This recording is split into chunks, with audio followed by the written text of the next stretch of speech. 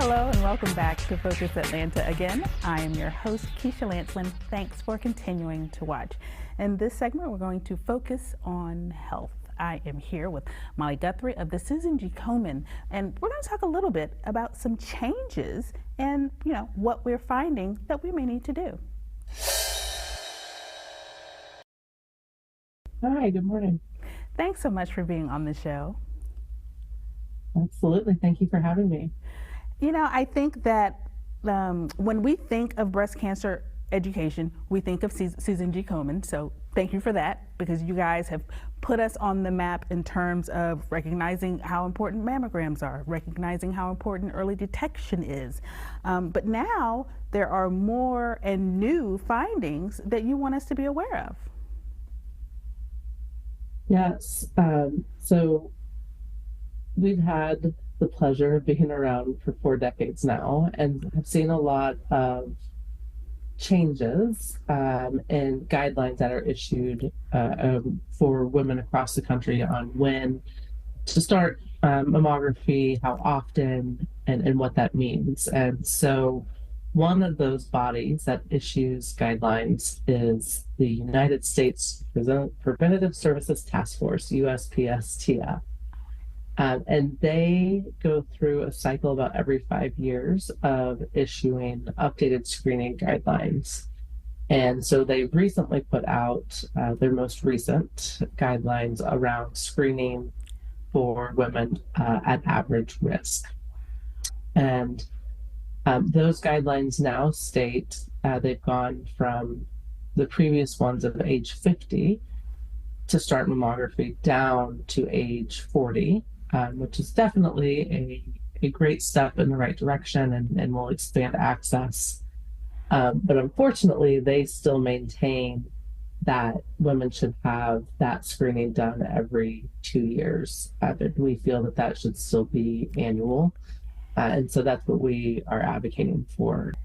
Part of the reason Susan G. Komen has been so important to us is because of the advocacy. It's because of having you all behind the scenes, pushing the narrative, saying to our legislators and saying to these bodies that no, this isn't enough. 50 is not early enough. We need to do better. Like these type of changes are because of the work that you do, the work that you guys have been putting in. I mean, I'm so excited. It just blows my mind. I mean, and I know for you, it probably feels like finally, but for us, it's like, thank you. So thank you.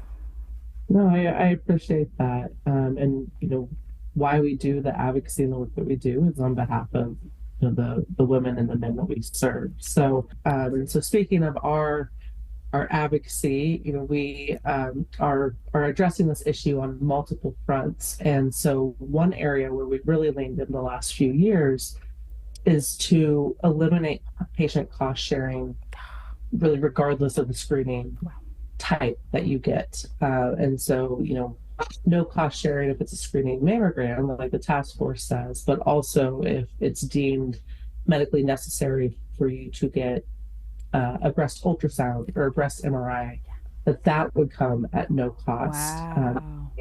And it's not tied to a specific age. So we really can get to that place of personalized medicine and people getting the care that they need, because we know that once we're able to catch cancers earlier, that outcomes are better.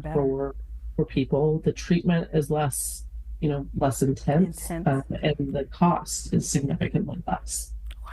Again, I just wanted you to be on the show to say thank you. Like when I read it, I was like, well, doggone it, they did it, So I just wanted you to be able to say to you, thank you, face to face. But also, can I get you to close out with some information?